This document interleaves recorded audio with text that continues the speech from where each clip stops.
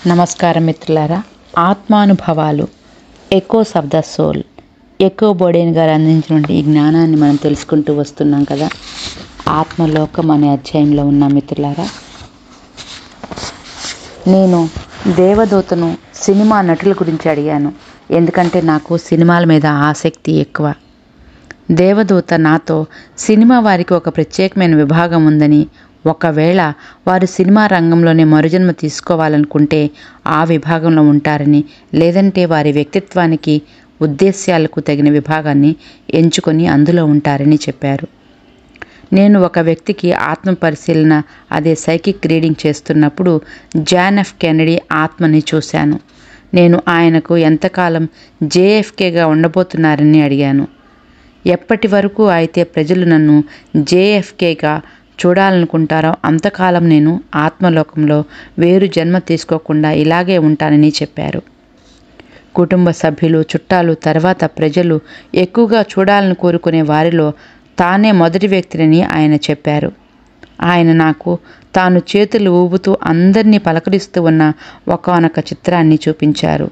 అంతేకాక తాను చేస్తున్న దానికి తాను ఎంతో ఆనందంగా ఉన్నానని చెప్పారు.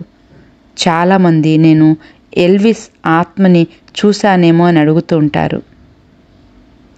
నేను ఆత్మలోకంలో ఆయన్ని చూశాను. ఆయన బాగానే ఉన్నారు.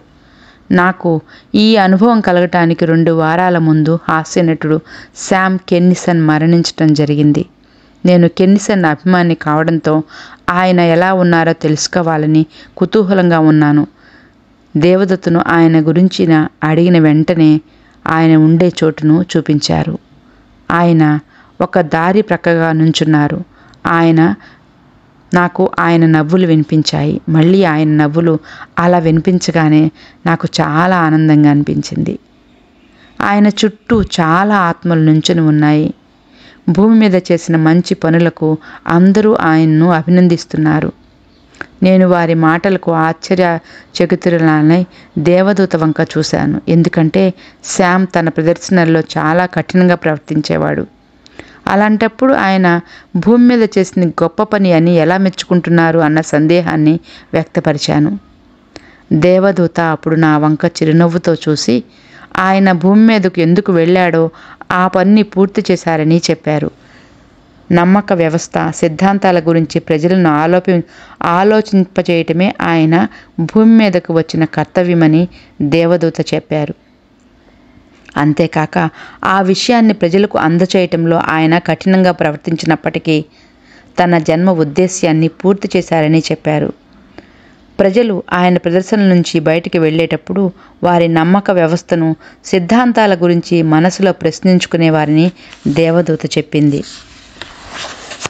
నేను ఆయన్ను పెద్ద కోటు ధరించి, గుండ్రెడ్డి టోపీతో, టెన్నిస్ బూట్లు వేసుకొని ప్రజలను పలకరిస్తూ నవ్వడం చూస్తుండగా మా సోదరుడు మైకేల్ కఠినమైన గొంతుతో నన్ను తిరిగి రమ్మని పిలిచాడు. నా శరీర పరిస్థితి విషమమవుతుందని అతని పిలుపులో నాకు అర్థమైంది. నేను వెంటనే వెలుగు వైపు నుంచి వెనక్కి తిరిగి వెళ్ళాను. నా కుడివైపు విశాలమైన మెట్లను చూశాను.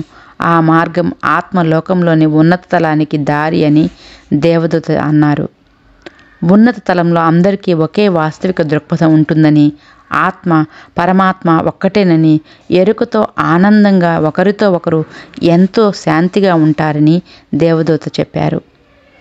నా అనుభవాల్లో ఈరోజు మొదలుకొని చాలాసార్లు ఆ తలాన్ని చూశాను. ఆ తలంలో చాలా ఆత్మలున్నాయి. వారందరికీ తాము పరమాత్మ, ఎదుటివారు ఒక్కరేనన్న ఎరుకను కలిగి ఉన్నారు. ఆ తలం చాలా దివ్యంగా ఉంది. అతి తక్కువ సమయమే అయినా నేను అదంతా చూడగలిగాను. కానీ జీసస్ నివసించే ప్రదేశాన్ని వదలబుద్ధి కాలేదు. చిట్ట చివరగా దేవదూతను ఆత్మలోకంలోనికి ప్రవేశించడానికి ఈ రాళ్లతో కట్టిన మార్గం ఒక్కటేనా అని అడిగాను. దానికి ఆవిడ ఆత్మలోకంలో ప్రవేశించడానికి అనేక మార్గాలు ఉన్నాయని, ఆ మార్గాల్లో ఇది కూడా ఒకటని చెప్పారు. కొన్ని ఆత్మలు నేరుగా ఆసుపత్రికి వెళ్తాయని, ఇంకొన్ని వాటి సుప్త చేతన మనసు తీసుకువెళ్ళిన చోటుకు వెళ్తాయని చెప్పారు. నాకు ఇంకా చాలా చెప్పాలనుకున్నారని, చూపించాలనుకున్నారని దేవదూత అన్నారు. కానీ అప్పటికే నా శరీరం చాలా బాధకు గురి అవుతున్నందువల్ల నేను తిరిగి రావాల్సి వచ్చింది. ఈ మాట పూర్తి అవుతూ ఉండగానే నా ఆత్మ శరీరంలోకి తిరిగి ప్రవేశించింది. ఇలా ఎరుకతో నేను శరీరం నుంచి బయటికి వెళ్ళటం కోసం నా ఆత్మశక్తిని పూర్తిగా ఉపయోగించాను. దీనివల్ల నా శరీరం ఎంతో కష్టాన్ని ఎదుర్కొంది. నా శరీరం అస్తవ్యస్తమైన బొమ్మలా నిర్జీవంగా, శక్తిహీనంగా అయిపోయింది. నా ఆత్మ శరీరంలోకి తిరిగి ప్రవేశించాక నా నోట మాట రావటానికి కనీసం 20 నిమిషాలు పట్టింది. నా నాలుక బండబారిపోయింది. కళ్ళు తెరుచుకోకపోగా వెలుగును అస్సలు చూడలేకపోయాను. నా శరీరాన్ని కదల్చటం చాలా కష్టమైంది. నేను మళ్ళీ మామూలు మనిషిని అవ్వటానికి గంట పట్టింది. నేను 12 గంటలు ఏకధాటిగా నిద్రపోయాను. ఉన్నత తలం. ఆ తర్వాతి రోజులు గడపటం నాకు చాలా చాలా కష్టంగా అనిపించింది. నాకు భూమి మీద ఉండటం ఏమాత్రం ఇష్టం లేదు. నాకు ఆత్మలోకానికి వెళ్ళిపోవాలని, అదే నా సొంత ఇల్లులా అనిపించింది. భూమి మీద జన్మించిన ఆత్మలు పడుతున్న సంఘర్షణ నేను అర్థం చేసుకోగలను. వద్దు అనుకుంటే అక్కడే ఆత్మలోకంలో ఉండిపోగలను. కానీ ఇక్కడ ఆత్మ పురోగతి చెందడానికి ఎక్కువ అవకాశాలు ఉంటాయి. అందుకే మనం ఇక్కడ జన్మించడం జరుగుతుంది. ఎరుకతో ఆత్మలోకానికి ప్రయాణించి ఇప్పటికీ 5 సంవత్సరాలు గడిచింది. నాలో ఆత్మలోకానికి వెళ్ళగలిగే శక్తి దినదినాభివృద్ధి చెందుతూనే ఉంది. నాకు ఆత్మలోకంలోని ఉన్నత తలాలకు వెళ్ళి అక్కడ అంతా చూడాలని ఉంది. కానీ నేను ఆ ఉన్నత తలంలో చూసినవి అర్థం చేసుకోగలిగిన స్థితిలో ఉన్నప్పుడే ఆ తలాన్ని చూడటానికి అర్హురాల్ని కాగలనని గురువులు చాలాసార్లు చెప్పారు. మే 1997వ సంవత్సరం నాకు అత్యంత సన్నిహితుడైన ఆధ్యాత్మిక సలహాదారుడు రెవరెండ్ ఫిల్ లెపరోట్ క్యాన్సర్ వ్యాధి వల్ల మరణించారు. ఆయన అంత్యక్రియలు జరుగుతున్న సమయంలో ఆయన ఉనికి తెలిసింది. మళ్ళీ 3 నెలల దాకా ఆయన ఆత్మను నేను చూడలేదు. నేను ఆయన ఆత్మను చూసినప్పుడు నా దేవదూతల మాటలు గుర్తుకు వచ్చాయి. నేను చూసిన వాటిని ఒప్పుకోగలిగిన స్థితిలో ఉన్నప్పుడే నేను వేటినైనా చూడగలనని వారు నాతో చెప్పారు. ఫిల్ నా కళ్ళ ముందుకు వచ్చినప్పుడు ఆయన రూపంలా కాకుండా ఆయన్ను ఒకానొక ఉనికిలా అనుభూతి చెందాను. ఇంకా అర్థవంతంగా వివరించాలంటే సాగతీయటానికి వీలైన పదార్థంలాగా కనపడ్డారు, అంటే జెల్లులాగా. నేను ఆయన ఆత్మని చూడగలిగాను. ఆ రూపం కదులుతోంది కూడా. ఒక్క మాటలో చెప్పాలంటే ఒక పక్కన ఘన పదార్థంగా కనిపిస్తోంది, ఇంకొక వైపు నమ్మలేని ఒక పల్చటి పదార్థంలా కనిపిస్తుంది, పల్చటి రూపంలా కనిపిస్తుంది. మొట్టమొదట ఆయన నాకు ఒకానొక భావనగా స్పృశించారు. ఆయన రూపం నా ఆలోచనలోకి వచ్చింది. ఆ ఆలోచన నేను చూస్తున్న పనుల నుంచి తప్పించి నా మనసును కొంత సమయం నిలిపివేసింది. ఆ తర్వాత నేను ద్రవరూపంలో ఉన్న ఆ శక్తిని చూశాను. అది వివరించడానికి చాలా కష్టంగా ఉంది. నేను బిగ్గరగా ఫిల్, అది నువ్వేనా అని అరిచాను. వెంటనే అవును నేనే అన్న సమాధానం నాకు స్పష్టంగా వినిపించింది. అప్పుడు ఆయన్ను నేను ఇదివరకు నాకు కనపడిన రూపంలాగా తాను ఇప్పుడు కనపడటం లేదు ఎందుకు అని అడిగాను. అప్పుడు ఆయన నాతో తన శక్తి చాలా తేలికైందని, అందుకే ఒకానొక ఉనికిలా కనిపిస్తున్నానని చెప్పారు. ఒకవేళ తాను ఫిల్ అని నన్ను నమ్మించడానికి అతడి రూపాన్ని ధరించగలనని కూడా చెప్పాడు. నాకు ఆయన ఫిల్ అని తెలుసని నమ్మించాల్సిన అవసరం లేదని చెప్పాను.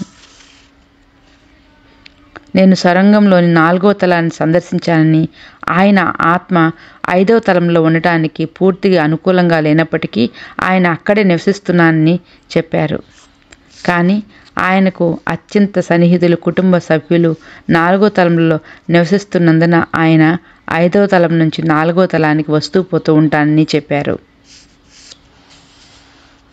నేను ఈ పుస్తకం ద్వారా అందరికీ 5వ తలం గురించి తెలియచటానికి, దాని గురించి వివరించమని కోరాను. ఆ తలం గురించి అర్థం చేసుకోవటానికి మానసికంగా, భౌతికంగా నేను ఇంకా తయారవ్వాలని చెప్పారు. నేను ఎప్పుడైతే ఆ తలం గురించి తెలుసుకోవటానికి అర్హత పొందుతానో అప్పుడు నాకు తప్పకుండా తెలియపరుస్తానని ఆయన చెప్పారు. కొన్ని నెలల తర్వాత నేను ఆత్మతో ప్రయాణం చేయకుండానే భౌతికంగా 5వ తలాన్ని చూడగలిగాను. నా దృష్టిని అక్కడ కేంద్రీకరించాను, అంటే నా దివ్య దృష్టితో అక్కడ అంతా చూడగలిగాను. మొదట 4వ తలం చూసిన తర్వాత అక్కడి నుంచి 5వ తలానికి ద్వారం కనిపించింది. ఒకానొక దేవదూత నాకు ఈ ప్రయాణంలో సహకరించింది. ఫిల్ మాదిరిగా ఆవిడని కూడా ఒకానొక ఉనికిలా అనుభూతి చెందాను. ఆ దేవదూత తెరవబడినటువంటి ఒకానొక ద్వారం వైపు చూపించి తనను అనుసరించమని చెప్పారు. ఆ ద్వారం ఎప్పుడు తెరచబడి ఉంటుందని, ఎవరైనా ఆ ద్వారం గుండా ఉన్నత తలానికి వెళ్ళవచ్చని, అయితే ఆ ద్వారం ఆధ్యాత్మికంగా ఎదిగిన వారికి మాత్రమే కనబడుతుందని చెప్పారు. అక్కడ చుట్టూ చాలామంది దేవదూతలు ఉన్నారు. కానీ 4వ తలంలో కనిపించిన మాదిరి కాకుండా వారు ఎక్కువ చైతన్యాన్ని కలిగి ఉన్నారు.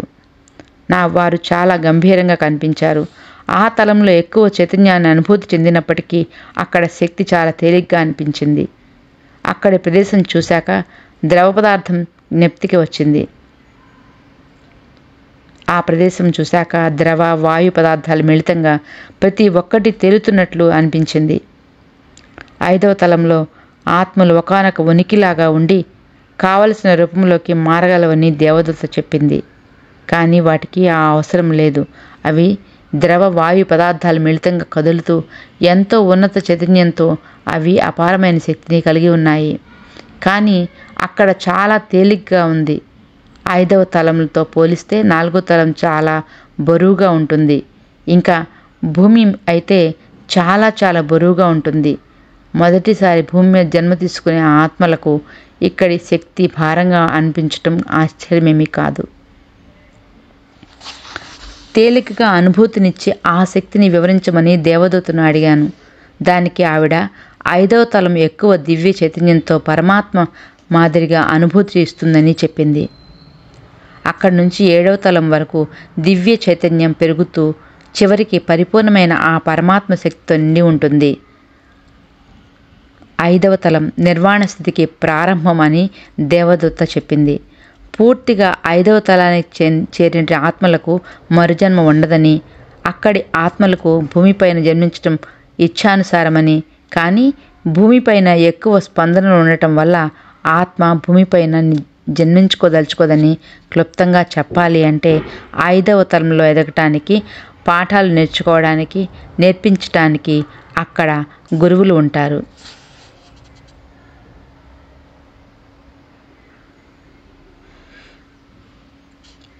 4వ తలంలోని ఆత్మలకి కర్మలు ఉంటాయని, వాటిని తీర్చుకోవడానికి మళ్ళీ మళ్ళీ జన్మిస్తుంటాయని దేవదూత చెప్పింది. 5వ తలంలోని ఆత్మలకు కర్మలు ఉండవని, అవి శారీరక బాధల నుంచి విముక్తి పొందాయని చెప్పింది. మరికొన్ని ఆత్మలు 5వ తలానికి చెందినవి అయినప్పటికీ భూమి మీద జన్మించి అందరికీ ఆదర్శంగా ఉంటూ ఎలా జీవించాలో నేర్పించడానికి వస్తూ ఉంటాయని చెప్పింది. వారినే మనం దైవాంశ సంభూతులుగా భావిస్తుంటాం. వారు కర్మచక్రాన్ని దాటేసి మనల్ని ఉన్నతులుగా తీర్చిదిద్దడానికి భూమిపైన ఆవిష్కరిస్తారు. 5వ తలంలో నివసించేవారు రాగద్వేషాలకు అతీతులు. పరమాత్మను కానీ తోటివారిని కానీ దూషించకుండా, ఒకరితో ఒకరు పోల్చుకోక, భావోద్వేగాలను లోనవటం లాంటి తక్కువ స్థాయి ఆలోచనలు కలిగి ఉండక, లేమితనం, సంకుచిత భావాలు చూపించరు. అక్కడి ఆత్మలకు తాము అనంతమైన శక్తితో సృష్టించబడ్డామని తెలుసుకున్నారు. వాటి గురించి, ఎదుటివారి గురించి పూర్తి అవగాహన ఉండి ఎల్లప్పుడూ అందరిలో సామరస్య భావాన్ని పెంపొందించడానికి దృష్టి సారిస్తారు. వారు పూర్తిగా మానవాళికి సహాయపడుతూ వారిని సమానత్వ మార్గంలోకి తీసుకురావడానికి కృషి చేస్తూ ఆత్మ, పరమాత్మ ఒక్కటేనని పూర్తి ఎరుకతో ఉంటారు. వారు పరమాత్మతో జవాబుదారీతనంతో ఉంటూ వినయ విధేయతలు చూపుతూ పరమాత్మ చెప్పినట్లు ఆచరిస్తూ ఉంటారు.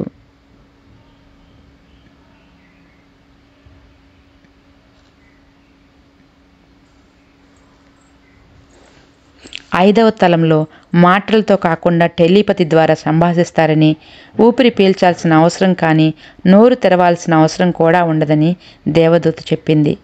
ఆవిడ నాకు ఒకానొక రకమైన ద్రవ పదార్థం గురించి చెప్పింది. కానీ నాకు అది పూర్తిగా అర్థం కాలేదు. ఆ ద్రవ పదార్థం భూమిపైన దొరికే నీటికి భిన్నంగా ఉంటుందని, అక్కడ లభించే నీటిని గురించి సరైన అవగాహన మనకు ఇంకా రాలేదని చెప్పింది. మనం ఇక్కడ ఆలోచించిన తర్వాత పనిచేస్తామని, మన అవగాహన శక్తి ప్రాథమికంగానే ఉంటుందని ఆవిడ అన్నారు. 5వ తలంలో దుఃఖం అనేది లేదని, అది 4వ తలంలోనే అంతమైపోతుందని చెప్పింది. మనకు అస్సలు భూమిపైన అవగాహన కూడా లేని క్షమాగుణం ఈ తలంలో ఆచరించబడుతుందని, ఉన్నత తలాల్లో విభిన్నమైన చట్టాలు క్రమ పద్ధతిలో ఉంటాయి కనుక మనం వాటిని గౌరవిస్తుంటామని దేవదూత చెప్పింది.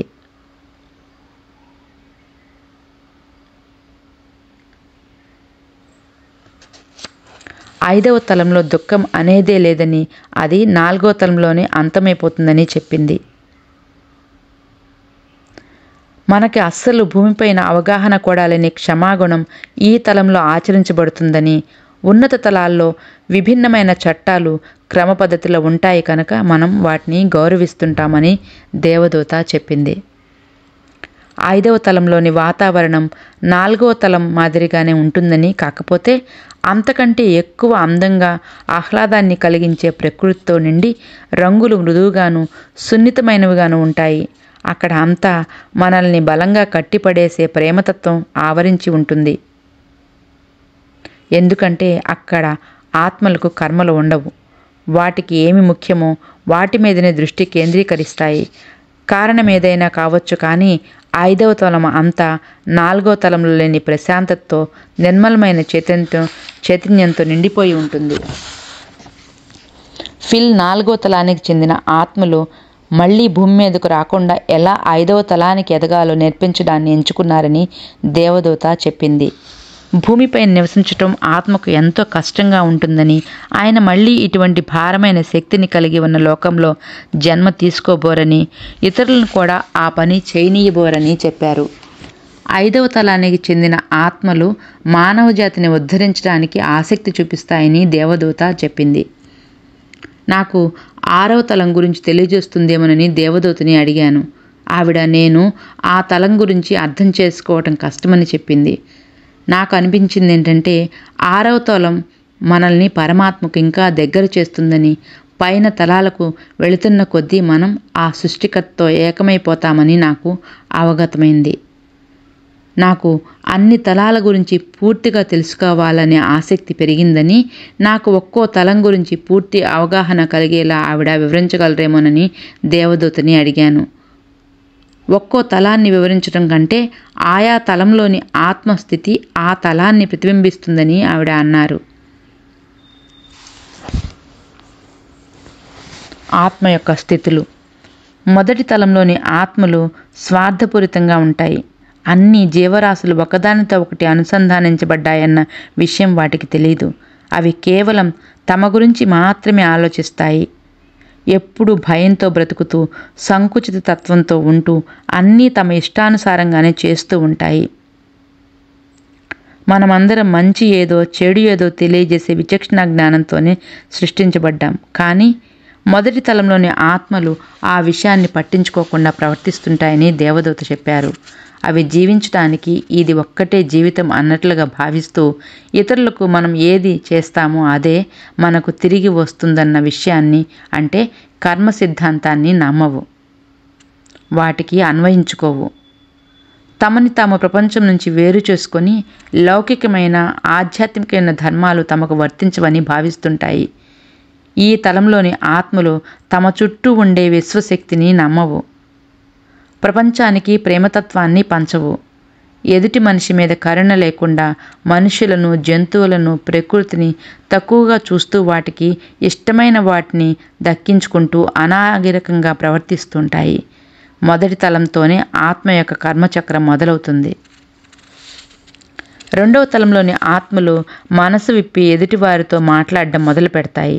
వారిలో స్వార్థం, భయం కాస్త తక్కువగా ఉంటాయి. సమయానుసారం ఒక్కోసారి మొదటి తలంలోని ఆత్మల్లా ప్రవర్తిస్తుంటాయి. ఈ తలంలోని ఆత్మలు కేవలం తమ గురించే కాకుండా ఎదుటివారి గురించి కూడా ఆలోచిస్తూ, ఎదుటివారు కూడా తమ జీవితంలో భాగమేనని, తమ ఆనందానికి ఏమాత్రం అడ్డు కాబోరని తెలుసుకుంటాయి.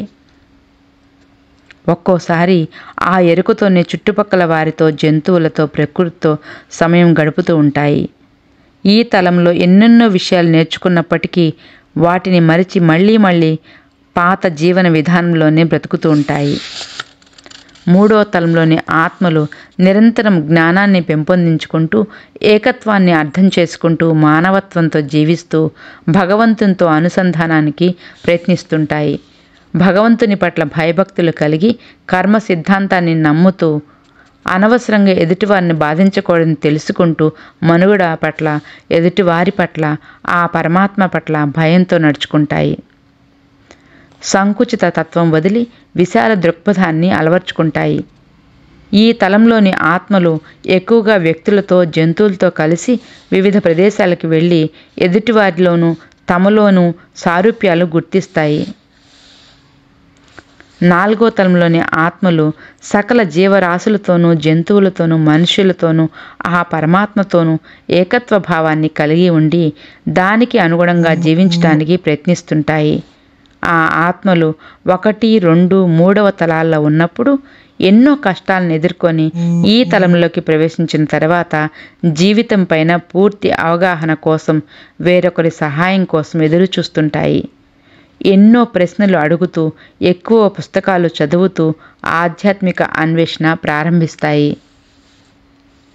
మిత్రులారా, ఈరోజు ఇక్కడితో ముగిస్తున్నాను. మరికొద్ది జ్ఞానాన్ని మరి రేపు తెలుసుకుందాం. ధన్యవాదాలు.